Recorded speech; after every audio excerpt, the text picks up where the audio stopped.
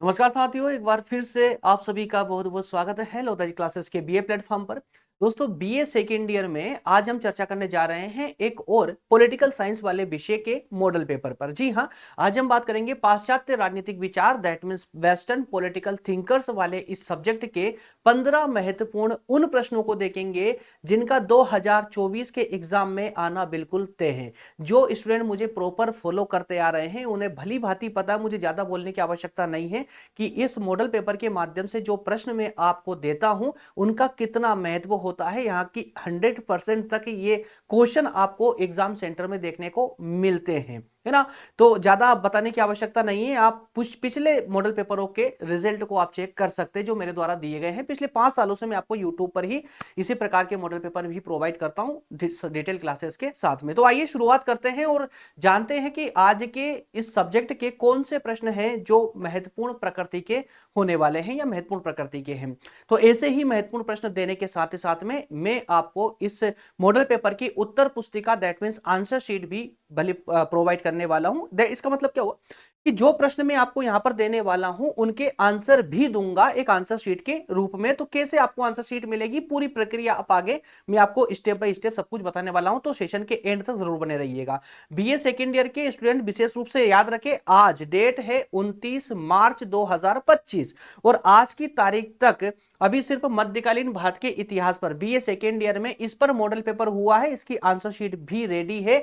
BA second year में ये आज पाश्चात्य राजनीतिक विचार वाले इस विषय पर दूसरा मॉडल पेपर होने जा रहा है ना। तो अगर आप हो सकता है कि 2026 में देख रहे हो या 2027 में देख रहे हो तो फिर ये लिस्ट पूरी भर चुकी होगी, इससे बाहर निकल चुके होंगे। और इवन प्रति वर्ष में आपको मॉडल पेपर देता हूं, हर साल का अलग अलग होता है। तो अभी 2025 के लिए मध्यकालीन भारत के इतिहास पर मॉडल पेपर बन के रेडी हो चुका है, आंसर शीट भी अवेलेबल है, ठीक है ना। तो जिन दोस्तों को भी चाहिए वो ले सकते हैं। इसके अलावा यदि आपके एग्जाम में टाइम है या आप बीए फर्स्ट ईयर वाले बच्चे हैं और आप चाहते हैं सेकेंड ईयर की तैयारी करना, अभी से एग्जाम हो चुके हैं फर्स्ट ईयर के और सेकेंड ईयर की तैयारी करना चाहते हो, तो उसके लिए आप डिटेल क्लासेस पढ़ सकते हो, समय पर्याप्त है।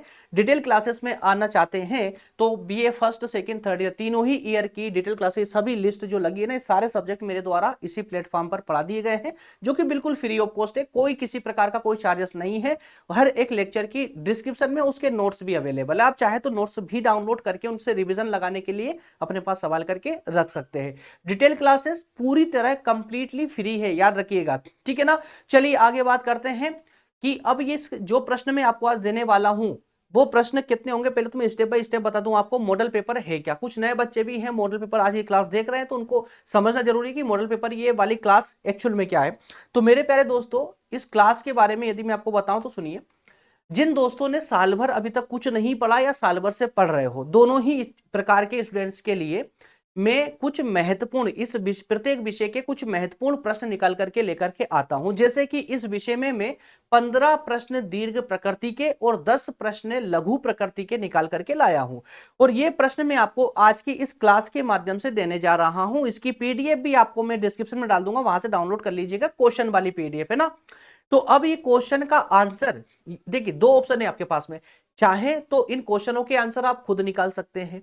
ये सब्जेक्ट मैंने डिटेल क्लासेस में पढ़ाया भी है कंप्लीट, तो आप वहां से भी इसको देखकर तैयारी कर सकते हैं, ठीक है। और यदि आप इसका आंसर नहीं निकाल पा रहे हैं, आपके पास समय नहीं है, आपको जॉब वगैरह करते हैं या टाइम नहीं है, गृहिणी है, तो आपको आंसर शीट चाहिए, तो उसके लिए आप इस नंबर पर अप्लाई कर सकते हैं। कैसे करना है पहले आपको ध्यान से सुन लीजिएगा। आंसर शीट के भी 2 प्रकार के सब्सक्रिप्शन प्लान है। जी हाँ, किसी भी एक विषय की यदि आप आंसर शीट चाहते हैं, जैसे पाश्चात्य राजनीतिक विचार वाले सब्जेक्ट की चाहते हैं, तो उसके लिए आपको ये 99 रुपए वाला सब्सक्रिप्शन लेना होगा। और यदि आप चाहते हैं कि आपको आपके सभी विषयों की आंसर शीट मिल जाए, सभी विषयों के मॉडल पेपर की आंसर शीट मिल जाए, तो उसके लिए आपको 249 का सब्सक्रिप्शन लेना होगा।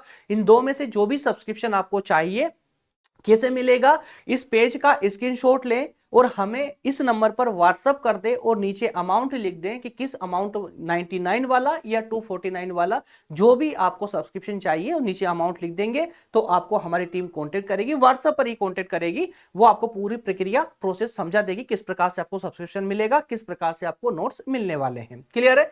चलिए अब आगे बढ़ते हैं। अब लेते हैं हमारे आज के सेशन के जो 15 महत्वपूर्ण दीर्घ प्रकृति के प्रश्न हैं उन पर पहले बात करेंगे, उसके बाद में हम बात करेंगे लघु प्रकृति के प्रश्नों पर। क्लियर है ना? चलिए तो स्टेप बाय स्टेप करके सभी प्रश्नों को ध्यान से सुन लीजिएगा, जहां आवश्यकता होगी एनालाइज भी करेंगे। दोस्तों सबसे पहला प्रश्न और पहली यूनिट से ही लिया गया है, कौन सा है? प्लेटो का शिक्षा सिद्धांत। जी हाँ, प्लेटो का शिक्षा सिद्धांत, या इसको ऐसे भी कहते हैं ना कि शिक्षा संबंधी विचार। तो यहां से याद रखिएगा प्लेटो के शिक्षा संबंधी विचार कौन कौन से, उनका मूल्यांकन करना है, या प्रश्न आ सकता है शिक्षा सिद्धांत का आलोचनात्मक परीक्षण करना है। प्रश्न एक ही है, अलग प्रकार से घुमाया गया है।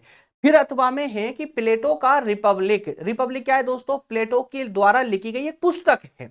तो प्लेटो का रिपब्लिक शिक्षा पर लिखा गया एक अनुपम ग्रंथ है। रूसो के इस कथन के संदर्भ में प्लेटो के शिक्षा सिद्धांत की समीक्षा कीजिए। क्लियर है? प्रश्न एक ही है, कुल मिलाकर के आपको प्लेटो के द्वारा बताए गए शिक्षा संबंधी विचारों का वर्णन करना है विस्तार से। वहीं अथवा में फिर से प्रश्न बोला गया है कि शिक्षा आत्मा के लिए संगीत और शरीर के लिए व्यायाम है। क्या कहा गया है? आत्मा के लिए शिक्षा जो है आत्मा के लिए संगीत है और शरीर के लिए व्यायाम है। इस कथन के संदर्भ में प्लेटो के जो विचार हैं उनका वर्णन करना है। बात समझ आई आपको? तो कंप्लीटली आपको पढ़ना क्या है? प्लेटो का शिक्षा सिद्धांत, और वो भी विस्तार से। चलिए अगला प्रश्न देख लेते हैं। प्रश्न नंबर 2 है, प्लेटो के साम्यवाद का आलोचनात्मक परीक्षण करना है। जी हां, अब प्लेटो का क्या है? प्लेटो का साम्यवाद। प्लेटो का साम्यवाद, ये मेन टर्म, वैसे तो मेन जो भी मेन टर्म है ना वहां पर मैंने अंडरलाइन किया हुआ है, तो आप जब इसकी पीडीएफ डाउनलोड करेंगे प्रश्नों वाली तो ध्यान दीजिएगा कि कहां पर मैंने अंडरलाइन किया हुआ है, कहां है ना, तो वो मेन टर्म हो जाएगी आपकी। मेन टर्म पर फोकस करना है, प्रश्न की लैंग्वेज पर नहीं जाना है। प्रश्न की मेन टर्म क्या है, पूछ क्या रहा है आपसे, उस पर विशेष रूप से आप फोकस करेंगे। अगला प्रश्न है, प्लेटो व्यक्तिगत संपत्ति और पारिवारिक जीवन पर प्रहार करता है। ठीक है, तो प्लेटो ने साम्यवाद का सिद्धांत देते हुए व्यक्तिगत संपत्ति जो होती है ना या पारिवारिक जीवन पर उसने प्रहार किया है, उसके साम्यवाद संबंधी विचारों का वर्णन करना। कुल मिलाकर के प्लेटो का साम्यवाद सिद्धांत क्या है बताइए, साम्यवादी संबंधी विचार क्या है समझाइए। अथवा में एक प्रश्न और दिया गया है, इस प्रकार से पूछा जा सकता है कि प्लेटो के संपत्ति एवं परिवार संबंधी विचार कैसे थे, उसकी आलोचनात्मक वर्णन करना, आलोचनात्मक व्याख्या आपको करनी है। क्लियर? चलिए तो दो प्रश्न हो चुके हैं। प्रश्न नंबर 3 है, प्लेटो के आदर्श राज्य की अवधारणा। और हर बार दोस्तों प्लेटो और अरस्तु को लेकर के प्रश्न बहुत ज्यादा आते हैं इस विषय में, है ना, इसलिए कोई कंप्रोमाइज नहीं किया गया, कोई गुंजाइश ही नहीं छोड़ी गई कि कुछ चीज ऐसा छोड़ दें या कोई प्रश्न को छोड़ दें जिससे कि, है ना, तो एग्जाम में जिनकी ज्यादा संभावना होती है वो प्रश्न में आपको जरूर देता हूं। और जो प्रश्न 15 प्रश्न में दे रहा हूं ना, उनकी तैयारी अच्छे से कर लीजिएगा दोस्तों। मैं फिर बोल रहा हूं, कंप्रोमाइज मत कीजिए स्टडी के साथ में, एग्जाम बिल्कुल नजदीक है। यदि आप आंसर निकाल पा रहे हैं सटीक रूप से और बेहतर तरीके से तो ठीक है, अन्यथा आप इसकी आंसर शीट के लिए भी अप्लाई कर सकते हैं। जरूरी नहीं है कि आप 249 का सब्सक्रिप्शन ही लें। अरे दोस्त, अगर एक सब्जेक्ट की तैयारी नहीं कर पा रहे हो ना, तो उसका 99 वाला सब्सक्रिप्शन लेके भी उसकी आंसर शीट ले सकते हो आप लोग। बात समझिएगा आप लोग। तो यहां पर मैं तो पहले देखिए, पहले तो प्राथमिकता इस बात को दूंगा कि आप खुद कोशिश करें आंसर निकालने की, क्योंकि जब आप खुद कोशिश करते हैं ना तो आपके दिमाग में वो पूरा आंसर गूंज रहा होता है। किताब से ले या गूगल से ले, है ना, उसको नोट डाउन कर लें, पूरे 15 प्रश्नों के पूरे आंसरों को नोट डाउन करके एक शीट बना करके रख लें अपने पास में, उसका बार बार रिविजन लगाते रहें। बात समझ आइए आपको। तो लेकिन एक प्रॉपर प्रोफार्मा होना चाहिए, किस तरीके से आंसर लिखना है, कौन कौन से पॉइंटों को वहां समाहित करना है, वो सारी चीजें आपके पास होना चाहिए। चलिए, तो प्लेटो का आदर्श राज्य क्या था, या प्लेटो की बुक रिपब्लिक, है ना, रिपब्लिक में आदर्श राज्य का वर्णन भी किया गया है। तो रिपब्लिक आदर्श राज्य पर लिखा गया ग्रंथ है, श्रेष्ठ ग्रंथ है, समझाइए। या प्लेटो के आदर्श राज्य की विशेषताएं बताइए। तो कुछ मेन टर्म है जहां अंडरलाइन किया हुआ है, इनको ध्यान से देख लीजिएगा। अगला प्रश्न है, अरस्तु के राज्य संबंधी विचार। भाई अरस्तु के राज्य संबंधी क्या विचार थे, आलोचनात्मक वर्णन करना है। अथवा में दिया गया है कि अरस्तु राज्य का जन्म जीवन की आवश्यकता की पूर्ति के लिए हुआ है। क्या कहा अरस्तु ने? अरस्तु ने कहा है कि राज्य का जो जन्म हुआ है ना, वो जीवन की आवश्यकता की पूर्ति के लिए हुआ। इसका मतलब क्या हुआ कि राज्य व्यक्तियों के लिए है, व्यक्ति राज्य के लिए नहीं। बस समझ आई। तो जीवन की आवश्यकता की पूर्ति के लिए राज्य का जन्म हुआ है, किंतु यह जीवन को उन्नत बनाने के लिए कायम है। क्लियर है? विवेचना करें तो यह तथ्य है जो अरस्तु के विचारों से मेल खाता है। अगला प्रश्न है अथवा में कि राज्य की उत्पत्ति, प्रकृति और उद्देश्य। तीन टर्म यहां पर सलंग पूछ ली गई आपसे। राज्य की उत्पत्ति के बारे में बताइए, प्रकृति के बारे में बताइए और उसके उद्देश्यों के बारे में बताइए अरस्तु के विचारों के अकॉर्डिंग। क्लियर है? चलिए अगले प्रश्न पर बढ़ते हैं। अरस्तु द्वारा किए गए शासन के वर्गीकरण का वर्णन कीजिए। जी हाँ, अरस्तु ने शासन का वर्गीकरण किस प्रकार से किया है यह समझाना है। और इसी प्रश्न को अथवा में एग्जामिनर आपसे ऐसे भी पूछ सकता है कि अरस्तु ने किन आधारों पर शासनों का वर्गीकरण किया है ना। और आज वर्तमान में इसकी क्या प्रासंगिकता है, मतलब आज वर्तमान में यह कितना जरूरी है, फिर अथवा में लीजिए। तो फिर कहा गया है कि अरस्तु के अनुसार संविधानों के वर्गीकरण के सिद्धांत की व्याख्या कीजिए। टर्म एक ही है, तीनों टर्म का मतलब एक ही निकल रहा है। शासन का वर्गीकरण कहें या संविधानों का वर्गीकरण कहें, बात एक ही है। याद रखिएगा, अरस्तु के जब शासन का वर्गीकरण आप पढ़ोगे ना तो वहां देखोगे कि अरस्तु ने हमेशा व्यक्ति के उत्कृष्ट जीवन पर सर्वाधिक महत्व दिया है। बात समझ आई आपको? तो अरस्तु ने व्यक्ति को सर्वोच्च समझा है, ना कि शासन को। सर्वोच्च कौन है? व्यक्ति, उसके बाद शासन आता है। तो आज वर्तमान में कितनी प्रासंगिकता है अरस्तु के द्वारा दिए गए सिद्धांत की। चलिए आगे बढ़ते हैं। प्रश्न नंबर 6 मेकियावली को लेकर के है।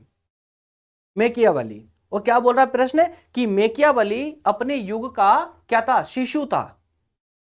विवेचना कीजिए। मेकियावली अपने युग का शिशु कहलाता है, विवेचना कीजिए। अथवा में यह प्रश्न पूछा जा सकता है अलग प्रकार से कि वह प्रतिभाशाली फ्लोरेंस वासी पूरे पूरे अर्थ में अपने युग का शिशु था। यहां पर मेकियावली का नाम नहीं लिया। ये एक हेडलाइन या कहें कि ये एक परिभाषा है जो डनिंग ने दी थी। डनिंग ने कहा था कि वह प्रतिभाशाली फ्लोरेंस वासी पूरे पूरे अर्थ में अपने युग का शिशु है। तो इस डनिंग की इस परिभाषा के आधार पर ही जो है आपको इस कथन की, पूरे कथन की समीक्षा करना है, समझाना है। अगले प्रश्न की ओर बढ़ते हैं। अगला प्रश्न है मेकियावली का दर्शन राज्य की सुरक्षा का दर्शन था। मेकियावली का दर्शन राज्य की सुरक्षा का दर्शन था, ना कि राज्य का दर्शन। पॉइंट समझ गए आप लोग? राज्य का नहीं बल्कि राज्य की सुरक्षा का दर्शन था। इस कथन को समझाना है।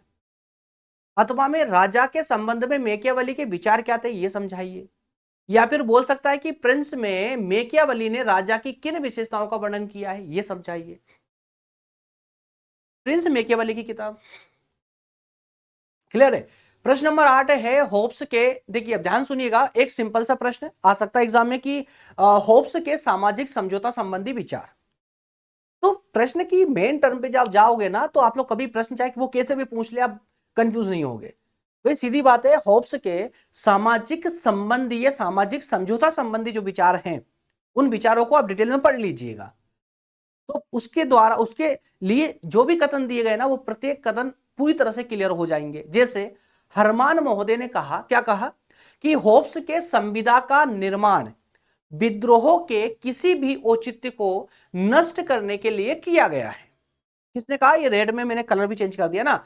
हरमान ने कहा था कि होब्स महोदय के जो संविदा का जो सिद्धांत दिया गया है उन्होंने, वह उस सिद्धांत का जो निर्माण किया गया था वो विद्रोह को नष्ट करने के लिए किया गया था। तो जो ये कथन कहा है ना, इस कथन के आधार पर आलोचनात्मक वर्णन करना है होब्स के समझौता संबंधी विचारों का। अब क्लियर हुआ? ठीक है, प्रश्न नंबर 9 पे आते हैं। प्रश्न नंबर 9 है कि रूसो के सामान्य इच्छा सिद्धांत की आलोचनात्मक व्याख्या कीजिए। रूसो के सामान्य इच्छा सिद्धांत की आलोचनात्मक व्याख्या कीजिए। अब यहां पर रूसो ने जो सिद्धांत दिया था सामान्य इच्छा का सिद्धांत, हाँ मैं फिर से रिपीट कर दूं, जितने प्रश्न में दे रहा हूं ना प्रत्येक प्रश्न मतलब कि एक डिटेल क्लासेस में मैंने इन हर एक कॉन्सेप्ट को कवर किया है, डिटेल में पढ़ाया है मैंने। प्लेलिस्ट में जाकर के आप चेक कर सकते हैं और टाइम हो तो पढ़ सकते हो वहां पर जाकर के। लगभग 30-35 समथिंग लेक्चर होंगे, एग्जैक्टली याद नहीं है पर 30 से 40 के बीच में कुछ लेक्चर होंगे। ये सब्जेक्ट पूरी तरह कंप्लीट कर चुका हूं मैं।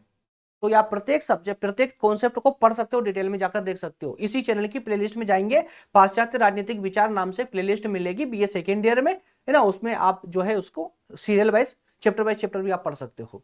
चलिए, तो रूसो के सामान्य इच्छा का सिद्धांत आलोचनात्मक वर्णन करना है। इसके अलावा रूसो की सामान्य इच्छा है ना, रूसो की सामान्य इच्छा ना तो सामान्य और ना ही इच्छा है, इस कथन के आधार पर सामान्य इच्छा के सिद्धांत की व्याख्या कीजिए। तो कुल मिलाकर के यहाँ पर रूसो के जो सामान्य इच्छा का सिद्धांत है ना, उसकी आलोचना ज्यादा की गई है, तो आलोचनात्मक कथन आपको यहाँ पर देना होगा। फिर अथवा में है रूसो के सामान्य इच्छा के सिद्धांत की विवेचना कीजिए, रूसो सामान्य इच्छा और सबकी इच्छा के बीच कैसे विभेद करता है, सामान्य इच्छा और सबकी इच्छा के बीच विभेद, अंतर, डिफरेंस कैसे करता है, समझाइए। प्रश्न नंबर 9। प्रश्न नंबर 10 है बेंथम के विचार। कौन से विचार? तो राज्य और कानून संबंधी विचार।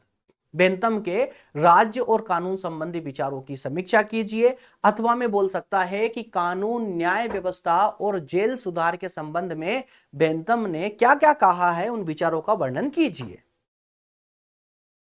ठीक है, एक सेकंड पे क्लास चेक कर लेते हैं एक बार। दोस्तों आज कुछ नेट में प्रॉब्लम आ रही थी, आज है ना वाईफाई की प्रॉब्लम है दरअसल। कल से ही तो मैं प्रॉपर टाइम पे क्लास नहीं दे पा रहा था। अभी जो है बस इधर उधर से व्यवस्था करके और कनेक्ट करके मैं आप लोगों को क्लास प्रोवाइड कर रहा हूँ ये, है ना। तो इसलिए बीच बीच में मुझे क्लास को चेक करना पड़ रहा है, कहीं ऐसा ना हो डिस्कनेक्ट हो जाए क्लास। ठीक है, चलिए। हाँ, एक बात और है, ये जो डेटा मेरे पीछे आ रहा है ना, तो उसको लेकर के परेशान ना हो। डेटा मैं डिस्क्रिप्शन में इसकी इस है ना इस पीडीएफ की लिंक डाल दूंगा, वहां से डाउनलोड कर लीजिएगा आप लोग। ठीक है ना।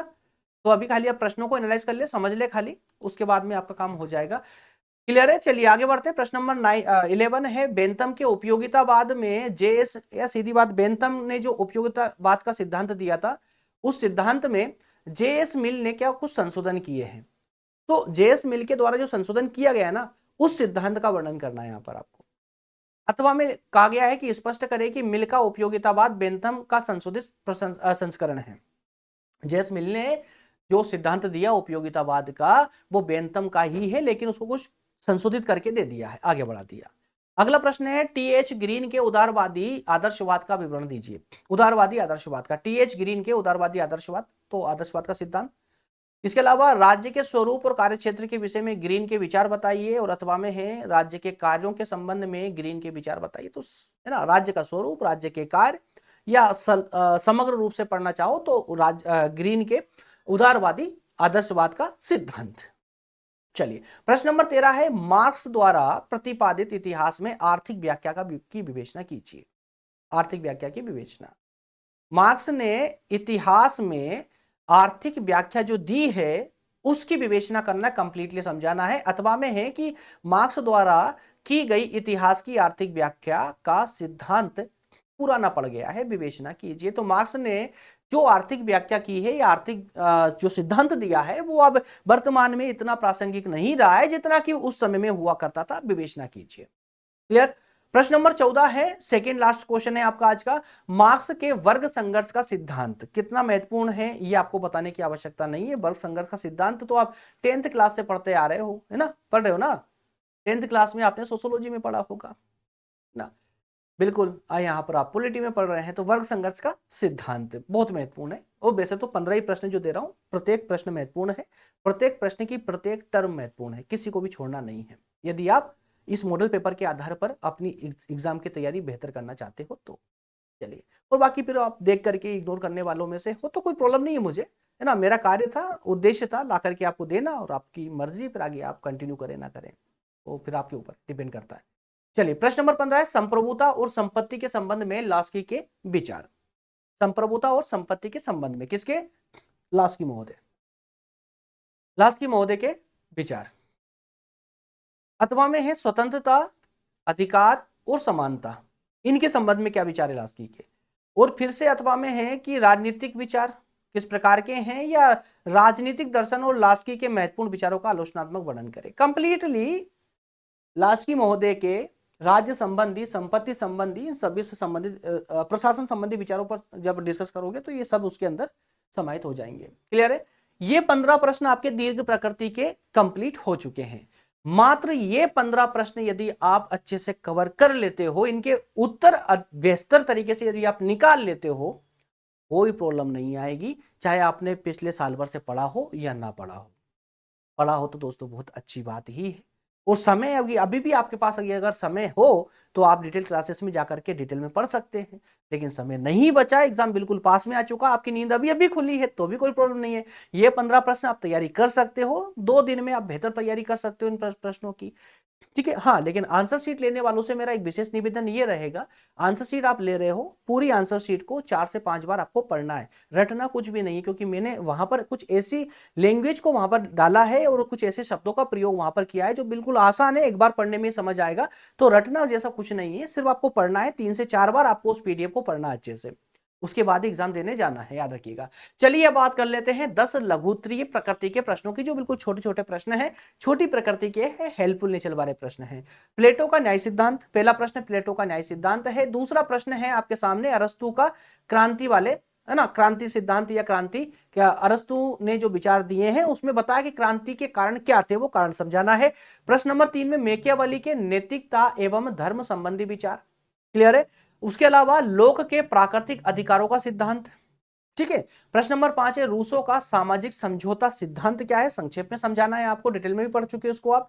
बेंथम के सुख दुख का वर्गीकरण कीजिए। प्रश्न नंबर 7 है हीगल के द्वंद्ववाद की विशेषताएं बताइए, तो यहां पर द्वंद्ववाद को समझाते हुए उसकी विशेषताएं बतानी है। प्रश्न नंबर 8 है ग्रीन के स्वतंत्रता के क्या लक्षण है, मतलब ग्रीन के द्वारा जो स्वतंत्रता की परिभाषा दी गई है वह परिभाषा क्या है वो समझाइए। प्रश्न नंबर 9 में बोला गया है आपसे, 2 प्रश्न बचे, वैज्ञानिक समाजवाद क्या है समझाइए, किसके द्वारा यह शब्द प्रयोग किया गया है, किसने सिद्धांत दिया है वो बताना है।